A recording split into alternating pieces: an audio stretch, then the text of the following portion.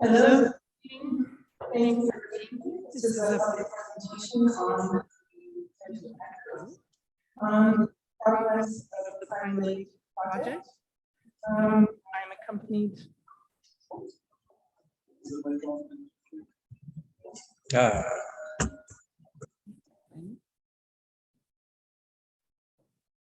I'm accompanied to my left by Philip Toon, the town's Director General, and to my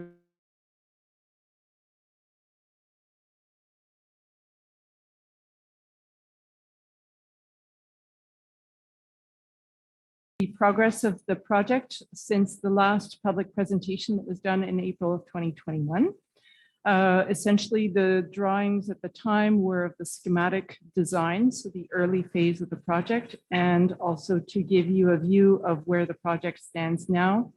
And also the second part of the agenda is also to publicize the town's position with regards to the 1984 agreement, what we call the Pine Lake Agreement. So essentially to come clean or to make it official as to where we stand with regards to that and give an update as it stands on a judgment that was handed last year. So I will let Ian Delgarno basically explain the technical side of the project. So essentially where the project stood in 2021, where we are today. And Philip will also be speaking to the town's position with regards to the 1984 agreement. After these two, we will open up the session to questions in the room and also online if there are any questions. So this is where we stand. Ian. Good evening. If you give me a second, I'll just open the slideshow.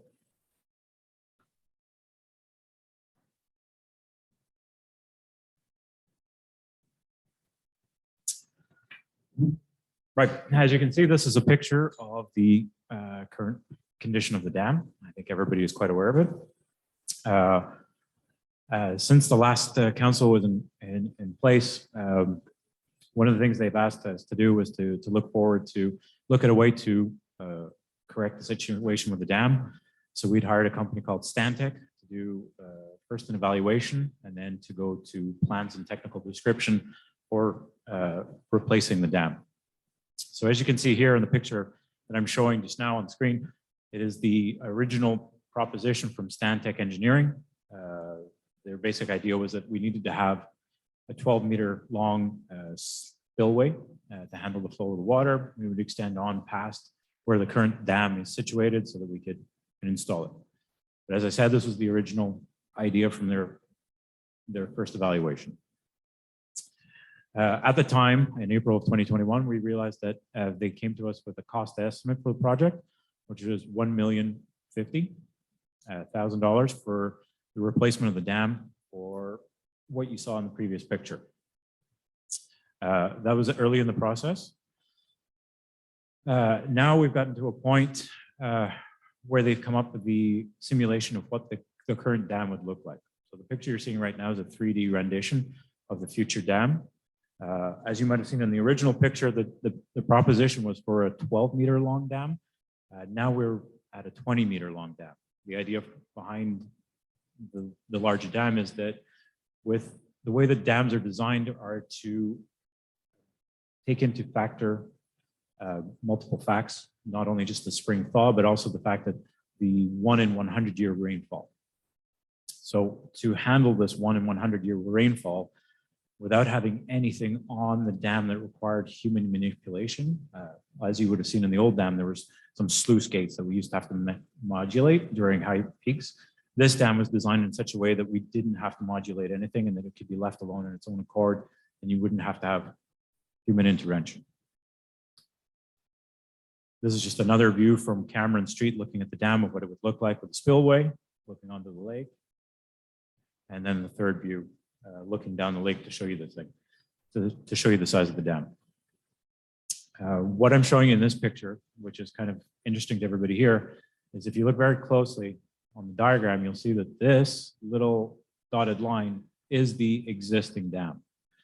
And this is the proposed new dam with a small modification to the dike at the side of it. So this shows you that the size of the dam has become increasingly larger, and this is just due to the fact that we have to handle flooding, increased rainfall, climate change, all those factors involved in it. The other thing I'd like to bring to your attention, this dotted line that you see is actually the existing culvert that passes underneath Cameron Street. When the engineers got to 90% completion on the plans, is where we're at right now, they realized that with climate change taking into factor for the new dam, they would have to add an additional culvert under Cameron. This culvert would act sort of as an overflow and would make sure that during high volumes, like we saw a few weeks ago with the heavy rains, that we would be able to handle the water that passed under Cameron and there would be no danger.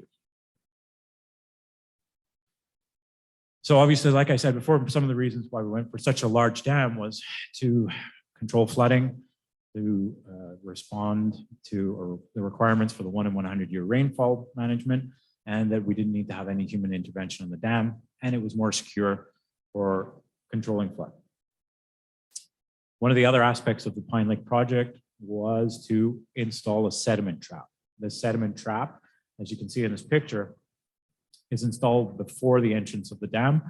The proposed location of this trap is close to a service road that we have that goes to some of our wells. The idea behind it is that it gives us close access so we don't have to create long passages through green space or have servitudes to get access to it. It gives us easy access so that it would be easier to handle. As of this year, at the beginning of this year, Stantec came back to us with the plans, like I said, at 90% completed. And with several factors, the size of the dam, the installation of the second culvert, the fact that the inflation rate and things have become more complicated and more expensive to do, they've now changed the estimate from $1,150,000 to $1.9 million to do this work. So at this point, the current council has asked us to evaluate the project to make sure that it makes sense and to look at our options. Some of the advantages and disadvantages, we looked at it. Obviously, the advantages is it's a structure that would be able to handle climate change. It handles the weather. It handles the floods. It handles the centennial rainfalls. It's more secure. It requires less supervision. It requires less maintenance. So there's a lot of benefits to it, and you get the lake back. The disadvantages about it are obviously the cost. The fact that Cameron Street would have to be closed for 2 months, and the fact that we have to install the second culvert under Cameron. One of the questions that has been brought up is, would we be dredging Pine Lake? We had an evaluation done by biologists at Stantec. During this characterization of the site, they said that there was no need to drag the lake, that it was more than capable of handling the fish population and habitation. The only stipulation that they've come up with is that we create 3 deep fish holes.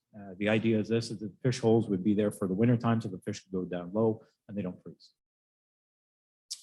The question about the vegetation came up when we would create the dam, what we would have to do with it. Again, the biologists responded that the easiest way to do this was just to cut down the vegetation before we put the water back in the dam, in the lake, and the water afterwards would take care of all the plants and prevent them from growing. The other reason that the Stantec brought up to us that we shouldn't dredge the lake is that we would increase the size and the volume of the lake, which means that the classification of the lake and the dam would be increased also. So right now we have a low competency dam, which requires very little following. But if we were to increase the size of it, it means that we would have to increase the capacity of the dam, so that the dam concept would be completely changed. From what I saw, our current dam has to handle 1 in 100 year rainfall. A dam that is a medium level competency, which is the next level up, has to handle 1 in 1,000 years of rainfall. So if we were to dredge, it would create a bigger lake, which would have an impact on the cost of construction. This is just a quick diagram to show you what the lake shape would take after the dam was put back in place. It's an approximate location for the proposed fish holes. And the area that you see is sort of a cross here, square. This area would be between 0 to 2 meters of depth. And the light bluish section that you see would be from 2 meters to its maximum depth. As I said, the current council has asked us to evaluate a second option.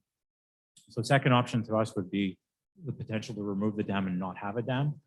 So at the moment, we've started a mandate with another engineering company to quickly evaluate and see what is involved in this process. It's a long process. There's many things that have to be evaluated. What would be the impact on the river? What would be the impact on the culvert under Cameron? Would we have to increase the culvert under Cameron? Is there an impact on the culvert on Main Road? Such things like that. As I said, we've only started the evaluation, so we don't really have much details on that. But some of the considerations for going that way would be, is there a reduced cost? Is there a reduced maintenance? And is there a reduced risk? This is just a quick picture of if the dam was removed, what the lake setting would look like. The blue line that you see in the middle would be the creek and how it flows. The large blue line on the outside is just the current outline of the lake area.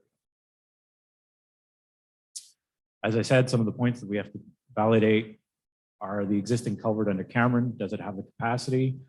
The Vivery Creek, what will be the impact on the Vivery Creek in the future? Is there any other problems that we have to identify and deal with? And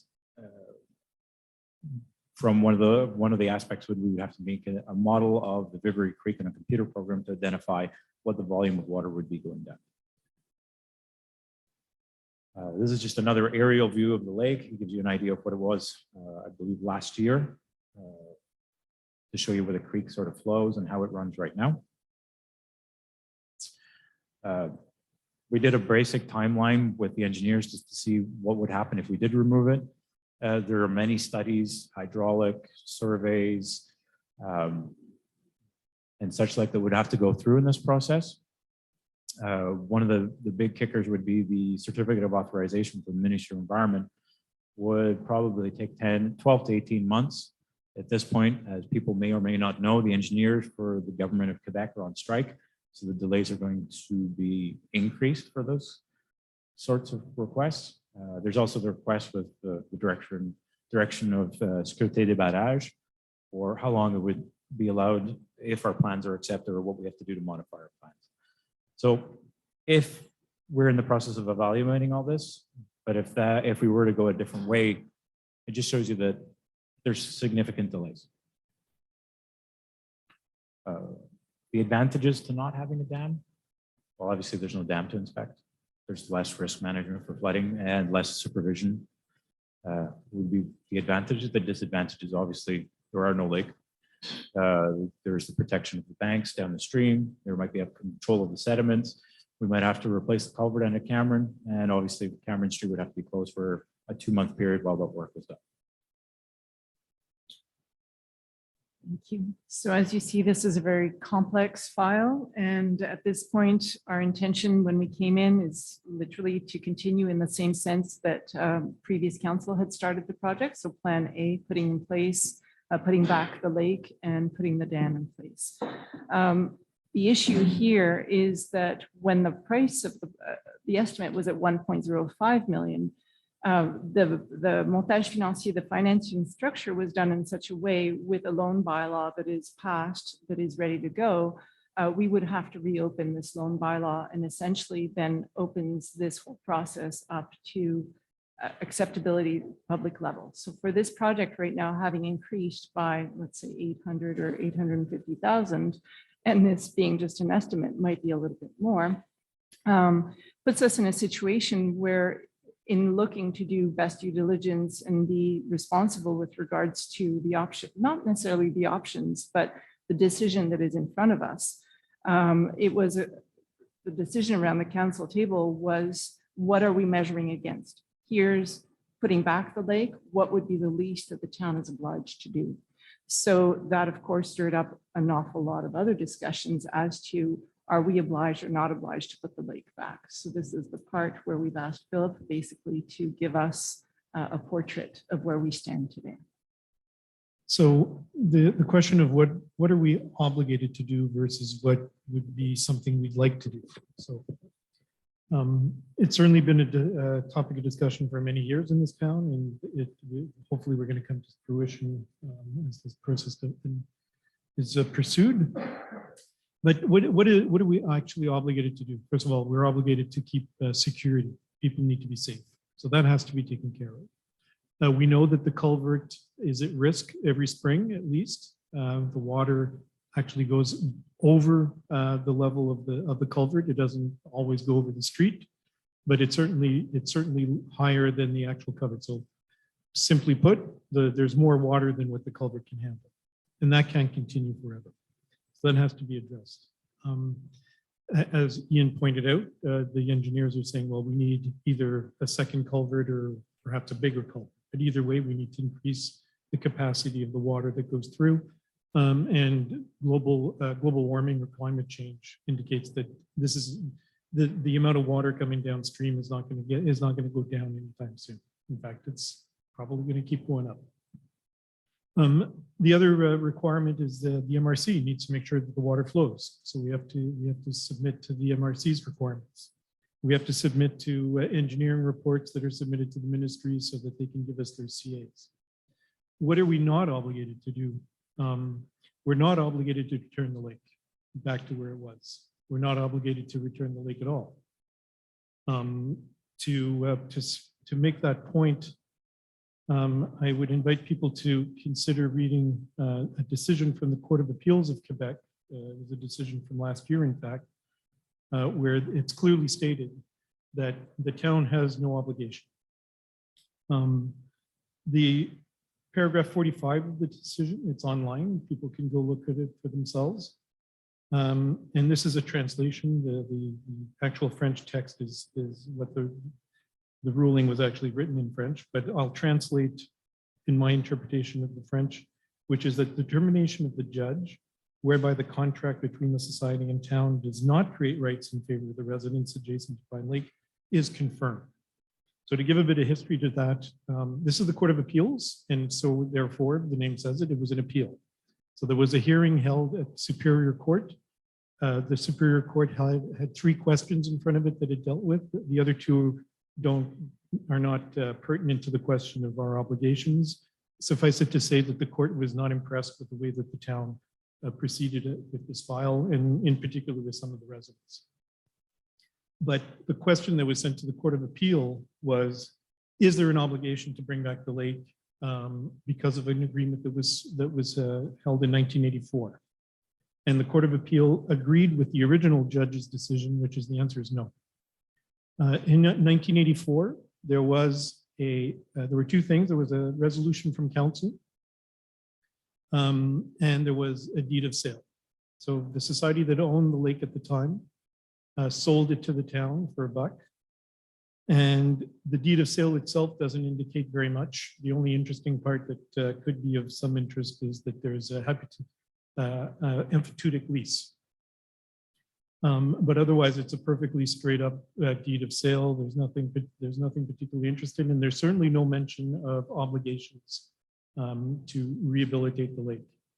The resolution that was adopted by council indicates that the town would continue to maintain a lake, and it would especially be interested in keeping it as a green space, as a bird sanctuary.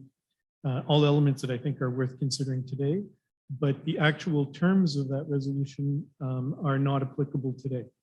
The court has made very clear that we don't have an obligation towards the residents, and by extension, the council has an obligation to do what is strictly required, which is to ensure the safety of the public, but is not required to rehabilitate the lake. So if anybody has any questions on the Court of Appeals decision, I'm happy to pursue. But at the end of the day, the question now is, what is the best option? And that's what the council is going to be seized with, and that's why we want to hear from you. So here you are. Essentially, this is it's a difficult file. It's not one we had anticipated reopening. We were hoping to just basically carry it forward. It was not an item that was certainly my political platform. We were hoping to keep our sights on other issues, which I think have been well publicized. At this point, due to the increase in the estimate, we basically have to bring it back to the public. We have in the interim asked to have this other evaluation just so that we can basically wage. Are we heading in the right direction? If there's any pushback or any questions from the public, we'd like to be ready. We would like to understand where are our essential obligations and what is the value, basically the value of these extras and others. This, of course, as soon as you step away from plan A, which is putting back the lake, has unfortunately the opportunity, or fortunately, the opportunity of opening a Pandora's box, which then, of course, if we open this up, will extend the delay of putting back any basically civil work in this place, and also is extra work where here we are ready to go out to tender essentially. And it wasn't necessarily in our plans to go and reopen this project and to go through more studies or more review or more design or more consultations on this. And it may mean that this would have an impact on what we already have on the table and are planning on getting done in our remaining 3.5 years. So it's a difficult situation to be in.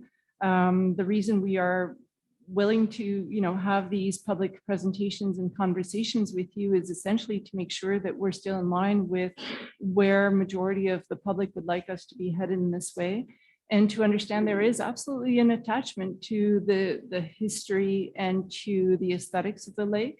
I think we're all well sensitized to that and aware of that, but we're also trying to be extremely responsible with the money of the town and how that is managed, the public purse, and making sure that we are able to shift as much of our spending towards capital projects and maintenance of streets and such. So this is raising an awful lot of debate around our table for certain. And our plan is after this presentation tonight, on Tuesday, you will see another dashboard show up on the website in the same way that we had one for the RCI, and where you will have this information will be shared in a transparent manner. You will see that there is a timeline that came with Plan A, which of course now due to the CAs and to the engineers being on strike is no longer a certain deadline for sure, it would slip. But reopening the design or even consideration of this doesn't guarantee that the price will be lesser, and certainly guarantees that the deadline will be longer. But somewhere, of course, the public comes into play because of the loan bylaw.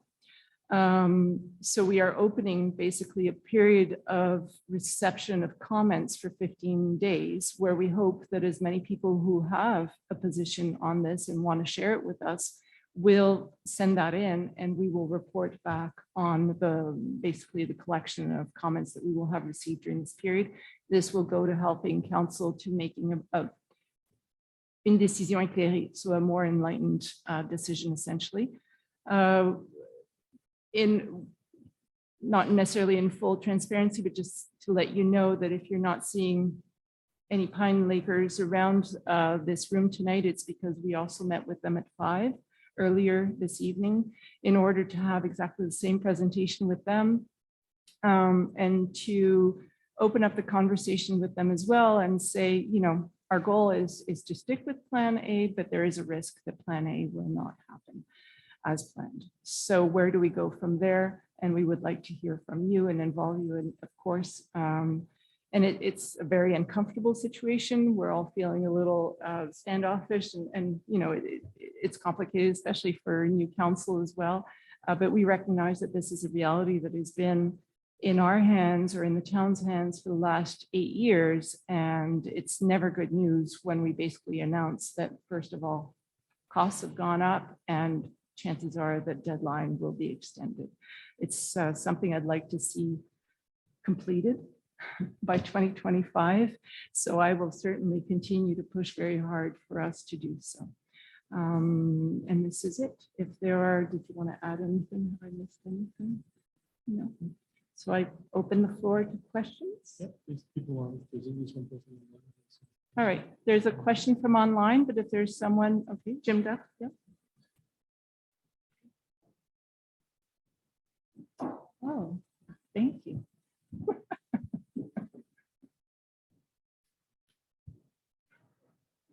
Hey, good evening, everybody. Jim Duff, 127 Charleswood.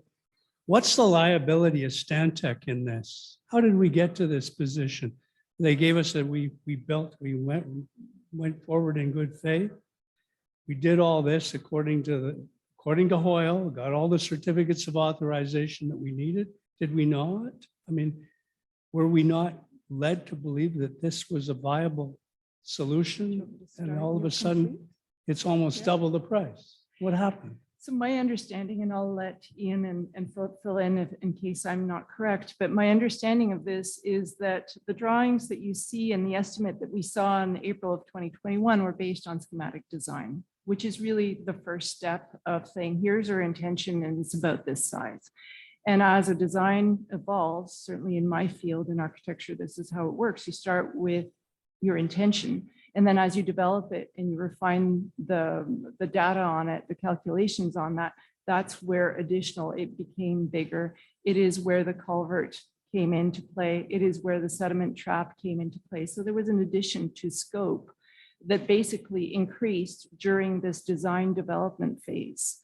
And certainly Philip went back to them and said, this is becoming a little, that's multiple times that you've increased. We're not satisfied with your services. And there was, I believe on their part, an effort to come back and to not charge the town for some of the additional services because they basically had to calculate the culvert that was not in their original service proposal. So I believe that these types of situations happen. They're unfortunate. Could they have been avoided? Perhaps. It is part of how projects grow. It is very unfortunate, but also to understand that the increase in cost is not just because the scope grew, but also because the cost of materials has increased substantially. So there's multiple factors. It is not just that. Council asked, could we get a second opinion on that? It is extremely hard at this time to find engineers who are available, who are even willing to go and undo or basically comment on the work of others. What we did find is that there are engineers who are willing to give us basically another schematic view of what this alternative plan would be, which is what is the least that the town can do. But that, of course, comes with costs and delays as well. So it's not an ideal situation. I certainly was not pleased when I heard about this increase in scope as I arrived, but again, it's to be expected in all capital projects, honestly. One point I will bring up for the price of materials going up. Last year when we did Main Road, the price of cement was about $450 a square meter. Stantec is estimating that the same price of the same cement for this year would be $1,200 a cubic meter. There's a significant increase in the materials. So that played a factor in it. Their calculations for taking into fact their climate change and such like made the dam become larger, and of course the addition of the second culvert. Those are big ticket items. I mean, putting in a second culvert in Cameron is not just digging the road and throwing a pipe in. There's a water line, you have to deviate it. All these factors are expensive. They're not something that can be done for $50. There's a cost associated. Come to the mic.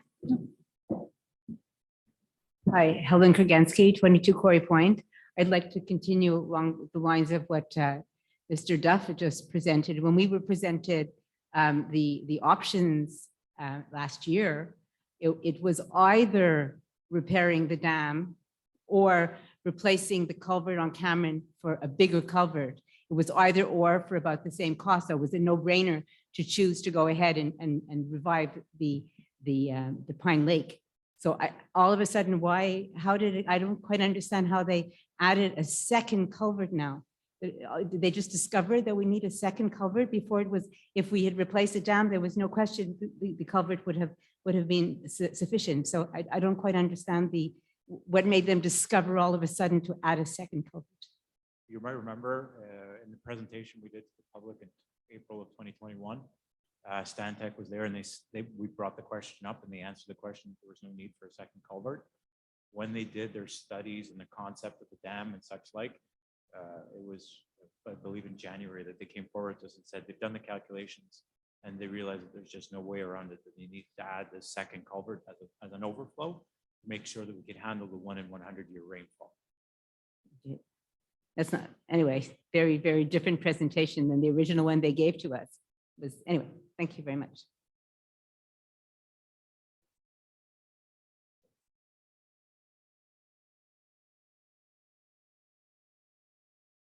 Hi, Louise Craig, 127 Charleswood. I have a question regarding the banks. I'm really concerned. We walk the trails a lot. And I've noticed along the Bradbury Trail, the banks are all eroding. One of the footbridges was actually shifted off of its base. Today we were walking on McNaughton from Upper McNaughton to the other part. Again, the banks are getting really eroded along there. So there seems to be too much current coming from Côte St. Charles going towards the lake. And if all we're going to do is increase that flow by having more culverts or larger culverts, then we're just going to increase the damage to the banks in all the properties going towards the lake. Has there ever been a thought at the Parkinson area? Because we see that also, and there's a lot of water coming from runoffs. There's going to be more with the developments in Saint-Lazare and Vaudreuil-Rêve-Boisé when it's going to be completed. So we know there's water coming down there, but there seems to be a better retention of the water there. Is it possible of having a retention area off of Whitlock, having like either we pay for it? They're also increasing. I don't know if you've seen at Whitlock, but they've increased their flow of water also, which is probably adding to what we're seeing. Is it possible to shift that whole situation further up, decreasing our cost to Pine Lake at that point and decreasing the damage all the way down the Vivary? So here we go with the Pandora's box, right? So at this point, we were with a project that had been handed to us, which we were looking to deliver within an acceptable timeline that also meets with the agreement with Saint-Lazare.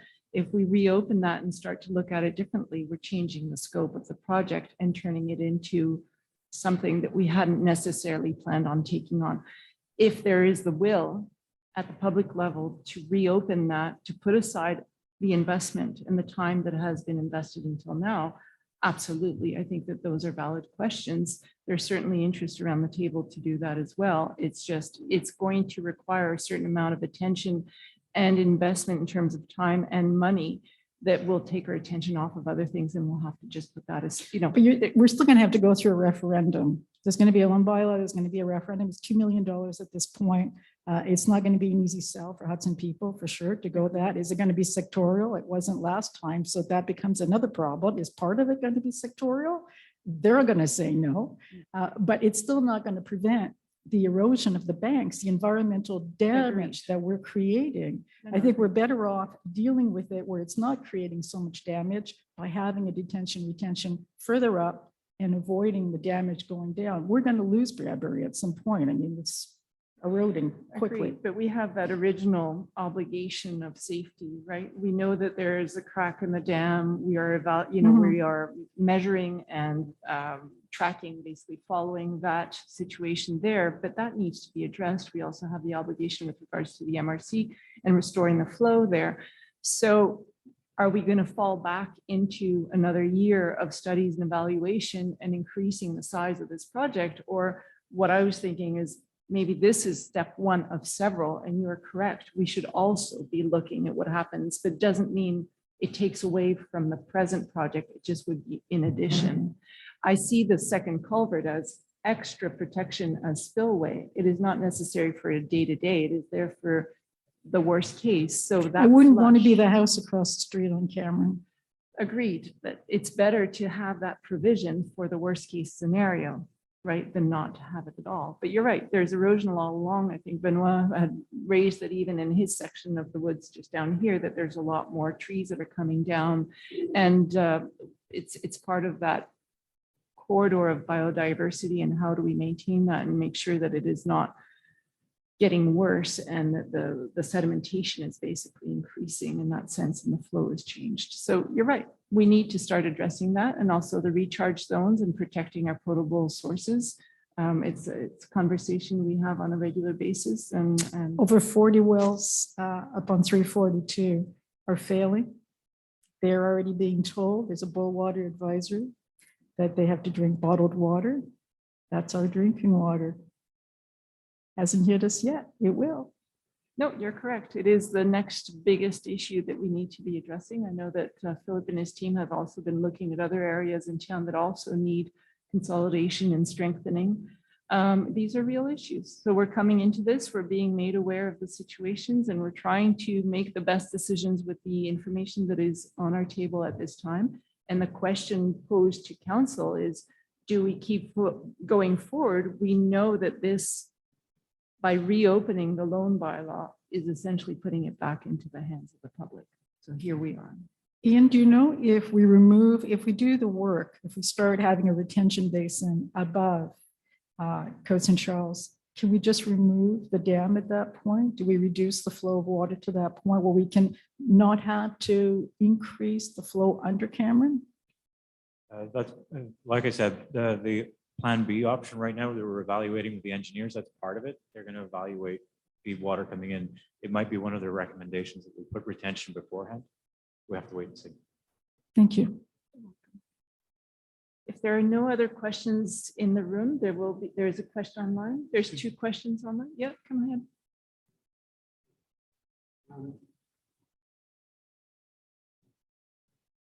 Trevor Smith, 179 Côte St. Charles.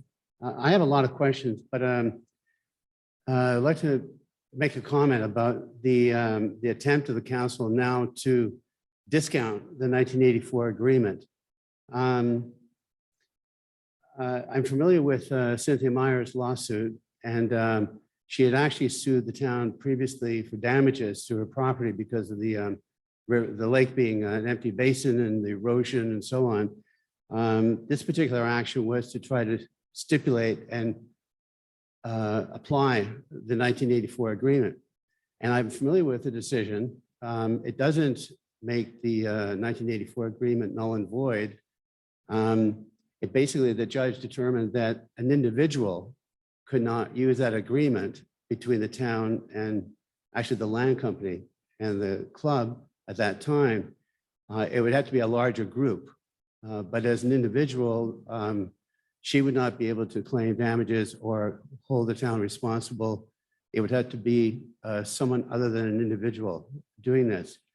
In a discussion in October, the end of October, just before the election, in fact, Madam Mayor, I'm going to mention this on the site, Save Pine Lake. You admitted that you had not read the terms of the agreement until that evening. And you said, I confirm that I will not challenge the terms of the agreement. Now, that's not a personal message. That's on a site where you made that commitment. And I think a lot of people felt very relieved that you were going to make sure that this 1984 agreement was very real. It was not just a unanimous resolution of the council with Mayor Bradbury at the time.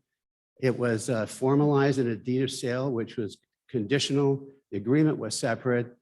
And I really personally object to the town attempting to say, well, the town's off the hook. We really don't have to respect the agreement. That's not the case.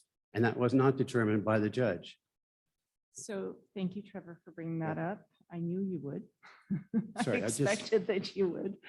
And my answer to that is I was not aware of the judgment in the appeals court. And Right. there's a judgment on that, and it trumps anything that I might have said. It is not for me to go backwards on something that has been decided. Am I a lawyer? Do I understand how legalities function? I am here basically to represent the best, the good of the town and not necessarily the good of individuals. I also, maybe on a personal level, to say that I made my best effort to work in consultation with that group during the campaign, as you know, and I was not treated extremely well No, I agree. after that.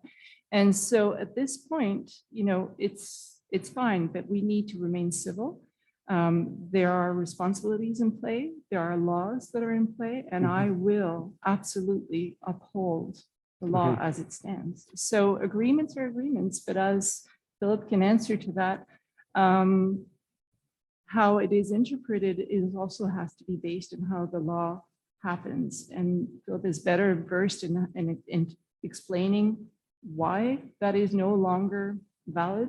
And I don't know if at this point we want to add to that, but you were explaining it to me again today on why those elements don't fit and don't fit. And I think that Philip's point earlier, which is it's not so much whether we have an obligation, but what do we want to do? What is the choice? And the choice has to be a public choice at this point. It is not specific to the people around. We are sympathetic to their realities, absolutely, and we want to continue to work in this sense. But to hold that over our head as brandishing it and threatening it is not obviously going to be helping at this point. If you could. Well, Mr. Smith, I mean, I know that you look at legal judgments on a regular basis, and I applaud you for that. Thank you. But it's got to be said very clearly. I mean, I believe you may have misinterpreted what the court has said. They didn't say that it's not an individual. They clearly said, and this is paragraph 45, that the municipality does not have any obligations towards the proprietors along the lakefront, all of them. Not the court is not inviting them to join as an association to fight this because an individual can't. That's not mentioned anywhere in this judgment. So I would invite you to reread it, and we can certainly discuss it. No, I understand. An individual attempted to recover damages. An individual tried to use the agreement. But the thing is, the agreement is not with the individuals in the lake. It was to an organization that existed at the time. It was an agreement, a unanimous agreement in council with a company that canceled its lease to the club and said, we will actually transfer the land to you. That's actually incorrect. At the time, the deed of sale clearly indicates that the lease is being transferred. So that's wrong. Again, I'd invite you to reread the judgment. Okay. I'd like to add just one thing. You remind me of Chloe, Madam Mayor. When I had a discussion with Marianne White at MELCT about this, she admitted that she was not aware of the agreement either, and that a formal resolution in council stating obligations on each side and a commitment for the future maintenance of the lake, that in fact may carry some weight. And if the town was really committed to meet its obligations, its commitment that it was made at that time by all of the members of that council in 1984, that could have some bearing on the type of responsibility the town has also. And the agreement was really a public agreement for the entire town, not for the individuals, for the town to maintain the lake. It describes dredging. It describes the construction of paths on one side of the road. It was very, very specific. No one put a gun to anyone's head to sign that agreement. The town agreed to it, and they knew what the obligations were. More than a decade ago, the town started not meeting these obligations. And that actually created a lot of the problems that led to the failure of the dam. The town gave up on the dam before it broke. And I would still put the town has not met its obligations. And one example, if the Clark sisters gave their land and it involved the town in some way, I'm not too sure if it didn't, to create a nature conservancy. This is very similar to the town giving up on that land and turning around and saying, oh, it's much better for the town and everyone else if we suddenly allow development. And all of that land that the Clark sisters gave, it was a transfer of land to the town, and the town accepted certain obligations. I don't think it's the same situation. It's not the same thing, but it's very similar. To be debated if you'd like, but at this point, the agreement there has been a judgment on it, right? That states that the agreement as is interpreted does not stand. But it does not get the town off the hook with its responsibilities. The town's responsibilities, its must-dos are life and safety. I think that has been clear. And whether you agree or disagree with the appeals court's judgment is a personal choice. but the law remains the law. So at this point, again, it becomes where do we go next, rather than should we be looking back and saying, what did previous council do or not do? What did the Right. town do or not do? We are here confronted with a situation. There is a project, it's what we call sort of Plan A, that is on the rails, ready to go, basically. And we're going to be confronted with this situation, and we would like to be as conciliatory as helpful, but we also want to be making the best decisions for the good of all. And so this is where we're at today. Whether we Okay. want to disagree or agree on what was done or not done beforehand, no longer, in my view, applies. Thank you.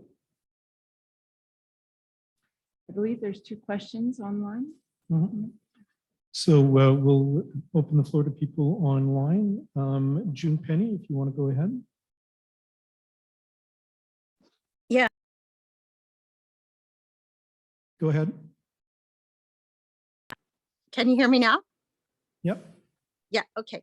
So I must say that I'm very much in agreement with what Trevor just stated. And I would like to know the date of that appeal judgment. When did that happen? It'll be in the presentation that'll be online. You can click on the link, No, but But don't you know that tonight? When did that judgment happen? Was it well, last year, 2 years ago, 3 years ago? June specifically. 29th, 2021. Okay, so Chloe, when you came into power, that judgment had already happened, right? I was not aware that there had been judgments on this point. Exactly. So as the rest of us out here. I'm very shocked about hearing that tonight. And I agree with Trevor in what he said about it's not just the people around the lake, but it's all of us who live here in Hudson. I've lived here for 42 years. Pine Lake for me represented a very important part of Hudson. My kids went to school at Mount Pleasant. There were skating parties. There were like Shiver Fest, the February winter festivals. They learned to kayak there. There's like so much fishing. There's so much history about children growing up in our town that took place there. And just for newcomers coming into Hudson, tourists, or it's your first visit to Hudson, and you go by Pine Lake, it was very magical. It was the heart of our town. And when our town lost Pine Lake was the same year that the whole thing with our DG happened, Louise Villandre. It's like we lost the heart of our town that year. And Hudson has never been the same since. And I really think that we need to take it back to the people of our town and find out, what do they really want to have? Like what is it worth to us to reinvest? And way back when it all first started happening, there were a lot of excavation companies that were willing to donate their time, their equipment to dredge the lake, to build it back. There were engineers that had donated their time to, they built dams, like not big hydroelectric dams like that were massive, but small dams. And they were willing to give their professional advice and guidance on how to rebuild that dam. And when you look at the amount of cement that's required for such a small area, I find it hard to believe that it's going to cost $2 million. So can we not like reassess all of that? And this is going to be my own personal opinion here, but Stan Tech for me, as a citizen whose taxpayers' money has gone to pay this company called Stan Tech to give us advice about what's best for our town, they do not score very high on my scoreboard. They're the ones that told us about Bellevue's size of the lanes of traffic and what would be safe.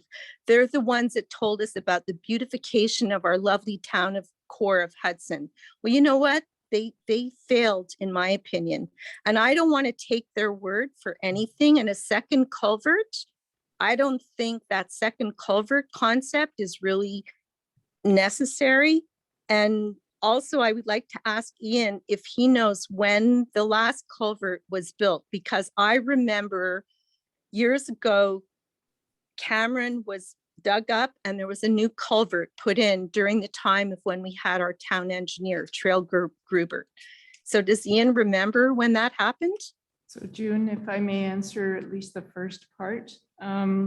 Again, as I mentioned to Trevor, we need to be moving forward and not looking back. Whether we are putting in question the professional capabilities of a professional firm, I think falls out of certainly my area of expertise, and I would expect the area of expertise around us. We have to trust that when we hire professionals who are accredited by a professional order, that they have the ability to do what they do, whether the design parameters were adequate or not, that's a different conversation altogether.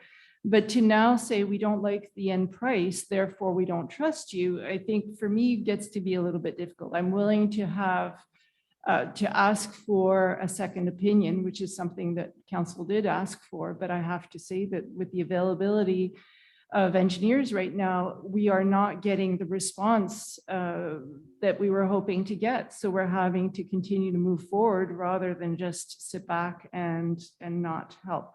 But in terms of being attached to what the lake was, I think that most people would agree with you. And I think that most people here agree with you as well. At this point, it's almost an opportunity. Do we continue with wanting to look back and put back what was there? Or do we want to look forward and maybe look, as Louise Craig was mentioning, the situations are changing along this corridor. And perhaps there's more to be done along the full length of it in provision of changes that are happening.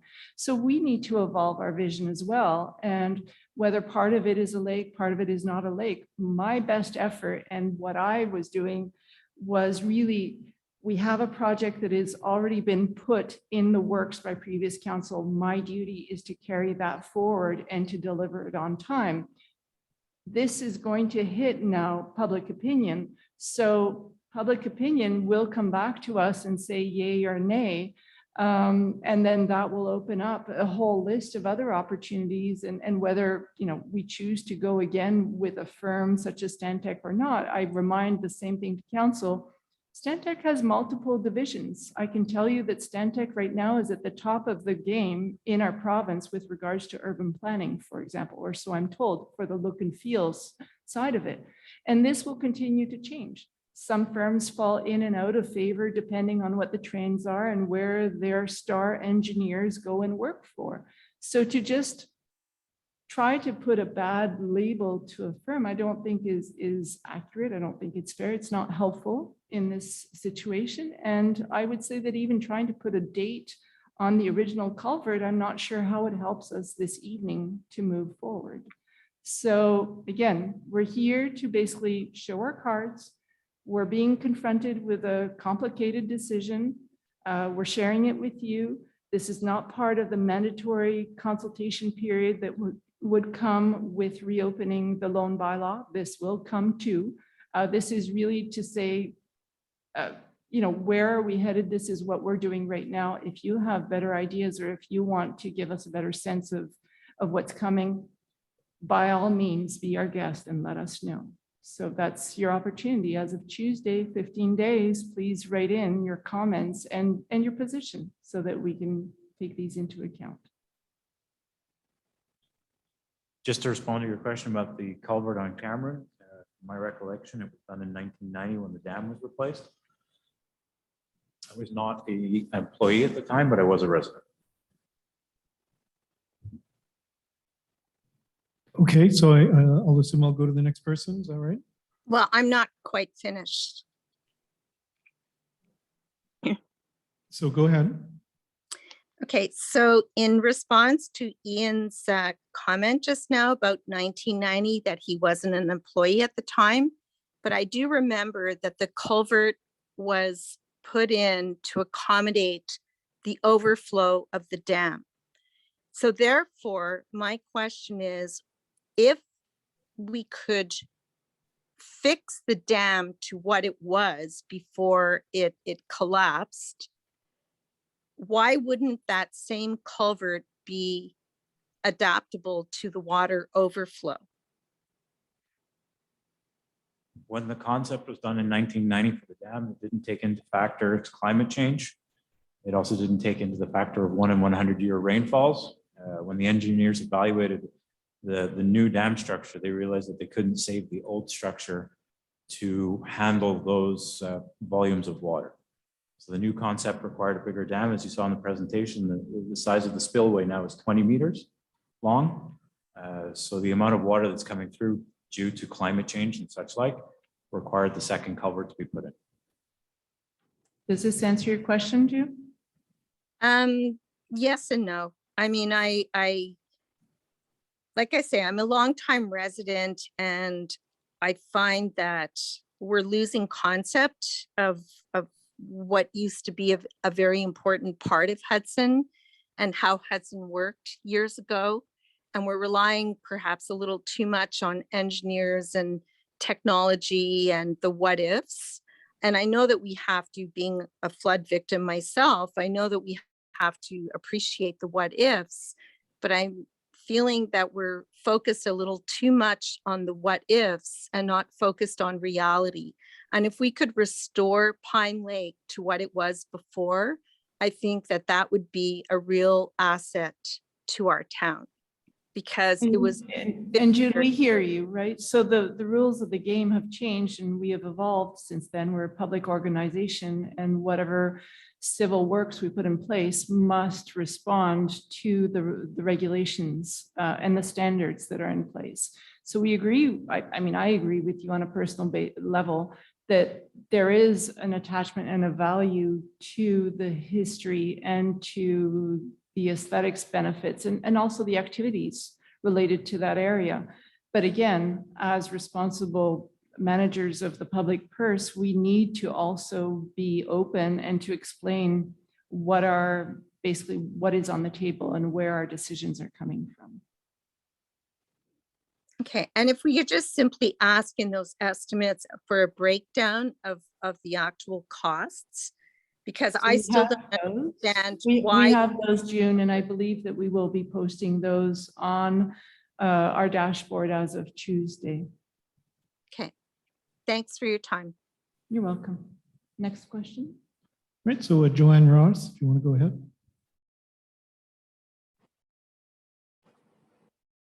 Hello, thank you so much for this presentation. And I do agree sentimentally that I would love it to be the way it was, but realistically, I often drive up Côte St. Charles. I see all the building, I see the water, I ride in the woods, I see no water in the woods, I see lots of water in the ditches, and that's all coming downstream. I see that the reason the public might have a problem with the bigger project is the expense. Is there any way we can, I don't want to say go after, but get funds from the people who have essentially caused the problem by our upstream neighbors? I think that might be a little bit difficult. I wouldn't even know where to start.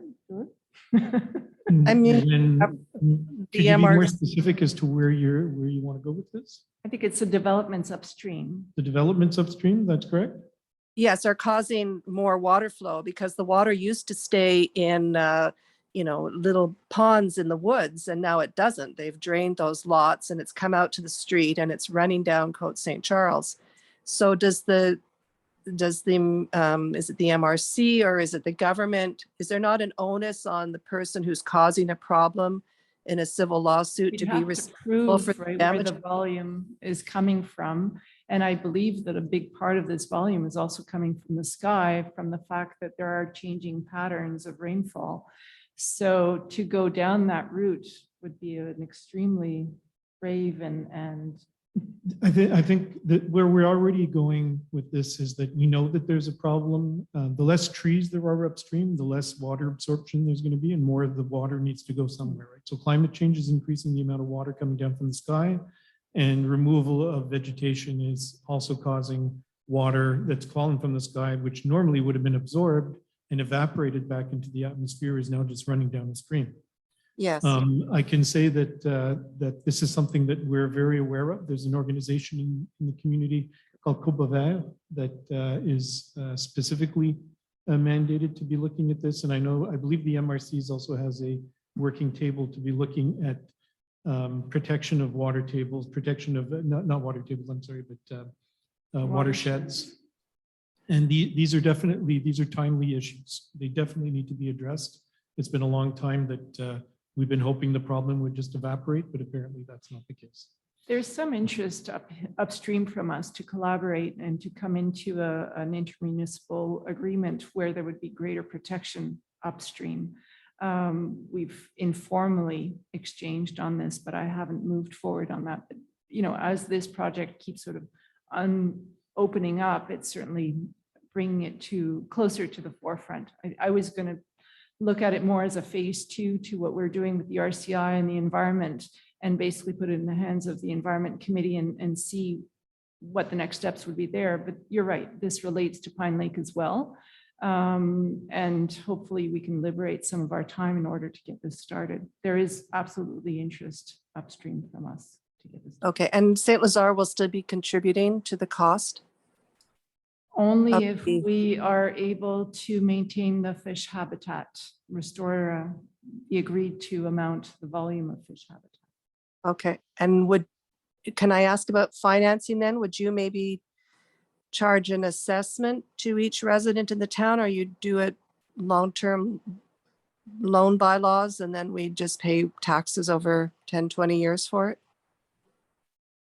I didn't understand. But we already have a loan bylaw from the previous iteration that was for Right. $1,038,000. Now we're looking at 1.9 million plus tax. Yes, So that too would be, that would be a modification to the existing loan bylaw. and it would be funded through our taxes over a It's- certain number of years. Correct. Okay, thank you very much. Is it over 40? But a loan bylaw can go up to 40 for the elements that can be guaranteed to last that long. Generally speaking, loan bylaws are for 20, 25 years, but some elements that are being purchased could have a 40-year lifespan. Asphalt, for instance, over the culvert does not have a 40-year lifespan, so So it's it per depends on the element. material. Okay, okay. Thank you. Yes. Hi, Gina Loja, 430 Ridge. A couple of basic questions. Number one, in the cost breakdown, is there a percentage of material cost in their estimate? Their estimate's a little bit more detailed than that. They break down for every aspect of it, where it's the culvert, the dam, the construction of the base, the construction of the walls. So it's quite detailed. You'll see it when it's on the website. So the material cost is separate, correct? Okay. Second question. It's my understanding there will be a referendum on this. Any idea what the timing will be? We were hoping to have the evaluation of that other option before we basically chose to go forward with with opening up that bylaw. So no, we do not have a timeline on that yet, unless you do, since last week. What are we about to enter May? It probably would be around July, my guess. But July it's a of this guess. year. It's a guess. Yeah. Okay. Last question. Is there any way that the construction can be made in steps? Perhaps prolonging the total cycle time, but alleviating some of the financial pressures on the town? The best way to alleviate financial pressures on the town, I think, is through a loan bylaw, because you're spreading it over time. Whereas to break it up, you're having to mobilize, you're having to break up into multiple projects. It Okay. gets very complicated to Okay. manage. Last question. And I'm sorry for asking this at this late stage, but did anyone ever come up with the root cause of a failure? The engineers, Stantec, they looked at that. The root cause what they call it is piping effect. Piping. Piping effect is that your foundation under your concrete structure is silty, so the water can flow through it. So it's flowed through it for years and years and years, and eventually it makes a small little path. And then that path gets bigger and bigger and bigger, and eventually it washes The through. and lets it pinhole go. becomes the hole in the dike. So it sounds like it's a question of the original foundation bed. Mhm, mhm, mhm. Is there no way of rebuilding exactly what was there before? the standards have changed and the rain volume has changed. So Mhm. unfortunately, no. Thank you. Thank you. Are there any other questions, comments, suggestions? Other questions online? Oh, June Penny's got her hand up. So, go ahead, June. Hi, yeah, I just wanted to come back to the 1.9 million price tag. Over what period of time would we be looking at for that new dam to be installed with the new culvert? Have they given you a timeline on that? So we do have a detailed timeline. I'll let Ian present it. It would be a 2-month construction period for the work. Most likely, due to the demands of the MRC, I don't think we'd be allowed to do the work any other time than in the winter, because it would be less disruptive to the creek. So if with the delays we have right now, I can't see it being, if we went that way, that it would be accepted for this coming winter. It'd probably be the following. Okay, so now Ian, I'm going to ask you for your professional opinion on this. Given the fact that it's only a 2-month timeline, the cost of materials versus the cost of labor, doesn't that seem a little imbalanced?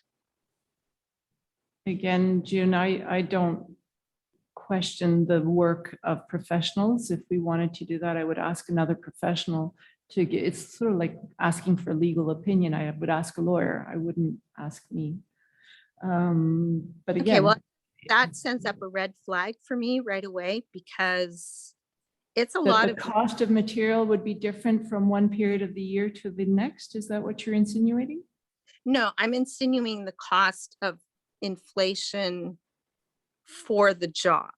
Like, I don't think that that is a $1.9 million investment for our town. Like, and if we go out there on a referendum asking the people, do you want to pay $2 million to have our dam rebuilt? People are going to look at the size of that dam and they're going to go, what? That's like way overkill, because it's not a huge space. We're not building a hydroelectric dam to conserve like a huge body of water. It's a small lake. We're building a dam for a stream, basically. And when I saw the beavers there like about a month ago, like I was ecstatic thinking, oh my God, nature's coming back. They're going to take care of this for us, because it's not a huge job.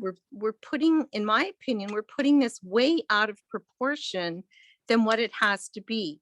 And just to go back, I know I'm dealing on the past here, but the year that Trail Grubert left, and I'm sure that Ian can relate to this, Trail was no longer with us when our town engineer, Trail Grubert, was no longer with us when the dam broke.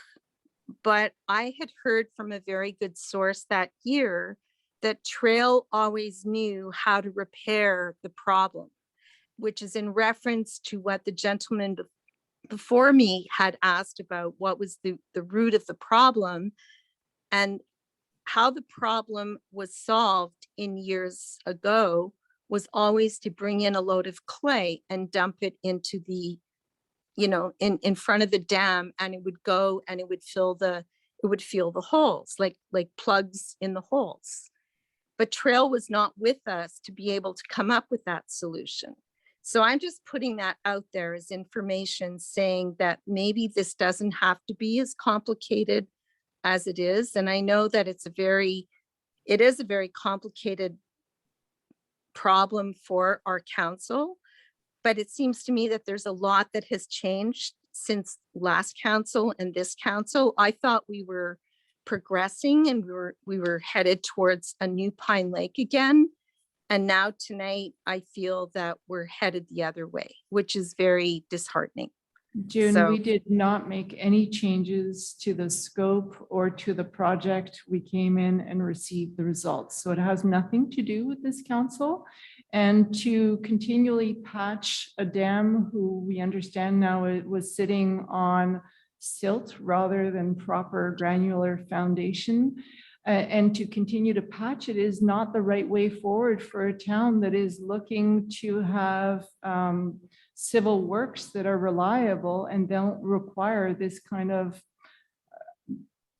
whatever, it's sort of temporary patching and sort of crossing our fingers that there won't be a huge deluge. And that's exactly what happened. There was a big rainfall and it was not capable of holding that back, that kind of weight.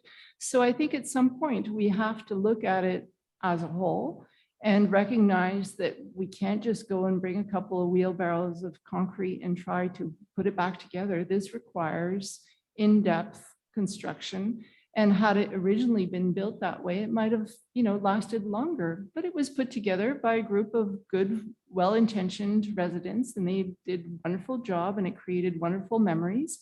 And if we want to continue to have lasting memories, we need to invest in something that is going to be here for decades and not to continue to sort of, cross our fingers and hope that it'll get better. So this is our intent. This is exactly where this council wants to go, is to put in place work, invest in work that will be here for many generations and not just long enough for us to say, okay, done, moving on.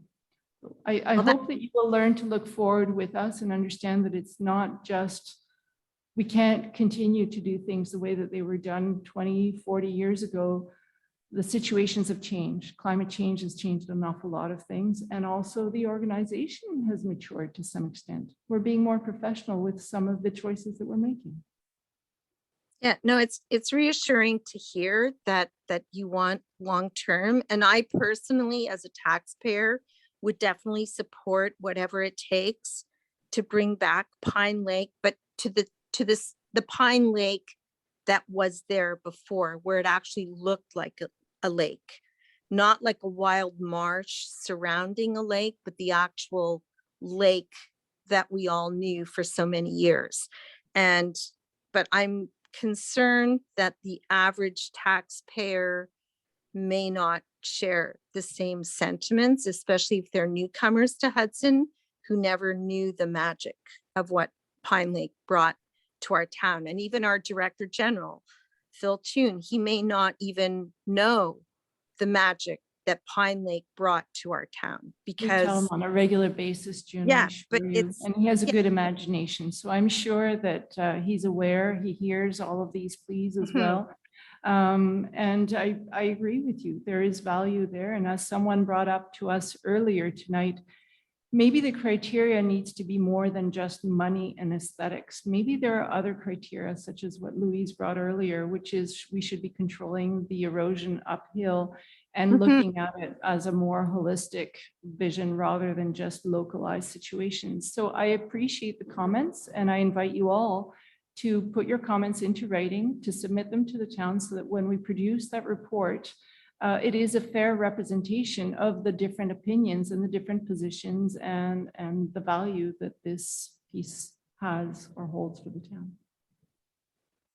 Okay, and will you be sending out a little notice to all the taxpayers so that they're aware of this May 13th deadline of submitting their opinions? How do you get the word across to the average citizen? So far it will be online, but you're correct. There's an awful lot of people who are not online. We did it last time for the RCI. I don't think it's a big investment on our part. It's about $450, $460. So that's a good point. Thank you. Yeah, I think that's very important because everyone should be included in this future of our town. All right. Thank you, Jim. Thank you. Marcus.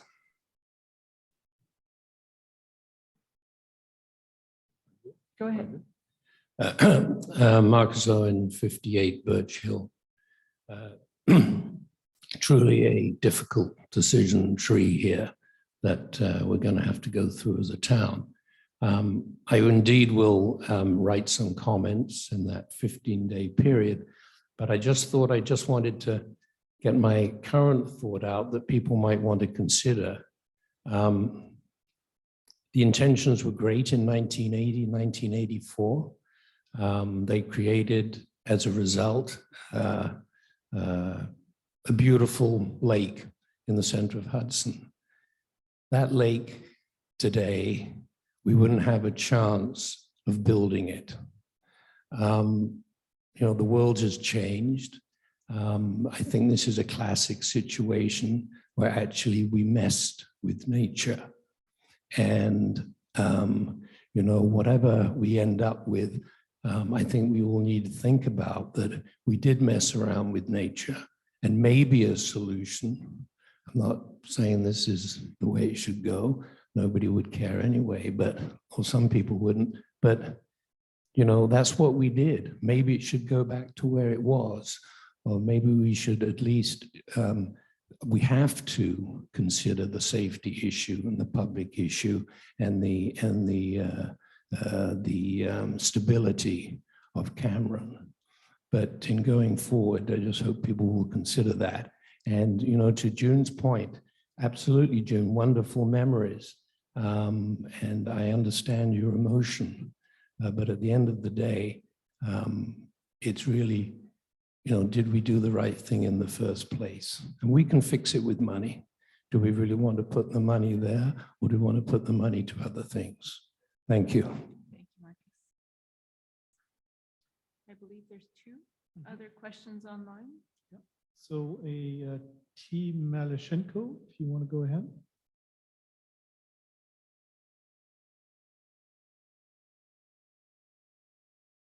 If you want to unmute yourself. Are you able to hear me? Yes. Yep. Yes. I was wondering if this is a suggestion, but I was wondering if there's a possibility to use the professionals in our town that we have. It seems that Hudson has a tremendous amount of people that have incredible professions, and would it be a possibility to have them or invite them to be part of a committee? I mean, if you're a structural engineer or whatever kind of engineer you have to be, to evaluate when we have these type of projects and actually give their input, because they're giving it as not only a town person, but they're also giving it as a person from that profession. So I think that there might be some value in not necessarily going out and getting another, you know, some other company to say something about another company, but having people that have that profession and are from all different kinds of companies and coming together and, you know, evaluating when projects are done. So it's not only for this project, but I think that it would be worth it for us to see if we could do that in the future for all projects, because as you said, as an architect, you might not know, and definitely me as a marketing person, I don't know, but you know, we must have people that know different things. So that's just a suggestion, but Yeah, no, moving that's forward, I think a that, fair point. you know. Thank you. We do have a lot of experts in our community. I know of a lot of sort of doctorate level people, a lot of teachers. I have yet to come across a dam engineer or a civil works engineer who might have offered to come to this. But certainly if there's interested people in Hudson or even in the surrounding areas, we could certainly build that type of committee and be better tooled, I guess, to evaluate or to reorient where the next scope might be. At this point, I remind people that my intent is to stay with present scope as long as we can. But again, it will be in the hands of the public. If we have to change the scope, we need clarity on how far we're going to go with this. And at some point, we'll also have to evaluate in terms of cost and time. Is this where the budget in the next few years should be going, or should our priorities be elsewhere? There are other urgencies in town as well. There's other elements that need our attention as well. So that will be really on council, and that's what we are elected to do, is to make those assessments and those decisions in the end. So this is unfortunately not something we had looked forward or intended on opening, but you're correct. The more we can involve our local experts, if they have pertinent expertise in this particular file, I welcome them to reach out to us. Thank you. Right, so there's one more person online. Caroline Mills, go ahead. Good evening. Thank you so much for this presentation this evening. Just to elaborate on a couple of points that had been made and ask a question I'm sure I'm going to get the terminology wrong, but the plants that are currently growing, the invasive species that are currently growing in the lake, is that something that is being addressed through this replacement of the dam and the cleansing of the water and the fish habitats? And to Louise's point of where if a lot of the water that's coming downstream into the lake is actually from residential or commercial sources versus natural sources, does that mean that we're going to possibly end up with, I don't know, a higher pH level or enzyme content or commercial cleansers, whereas we won't have the ability to keep those invasive species from growing back? Thank you. Correct. So my understanding is in restoring the lake, in raising the water levels, that would basically drown those invasive species and bring them back into control. Correct. With regards to the second part of your question, changing the pH levels and others upstream, you know, the more we speak about this, the more I hear the comments, the more I realize that a characterization at some point of the vivre would be really beneficial, especially for the protection of we have several wells that are supplying the potable water for our urban sector along the Vivre Creek. And you are correct, it is becoming more concerning, and we need to take that into hand sooner rather than later. So again, even last night at the MRC level, there was one of the resolutions that came in was exactly for that, was for the characterization of another watershed. And I thought, oh, there's a firm that does it. We need to reach out to them. So as I listen, I realize that it needs to be on this year's file rather than next year's. So thank you.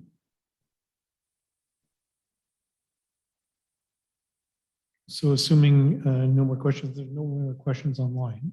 No? Any more questions or comments, observations? Closing. No. So I will close this meeting. Thank you very much for attending, and we look forward to receiving your comments through the email or online. And thank you very much for your attendance. Thank you.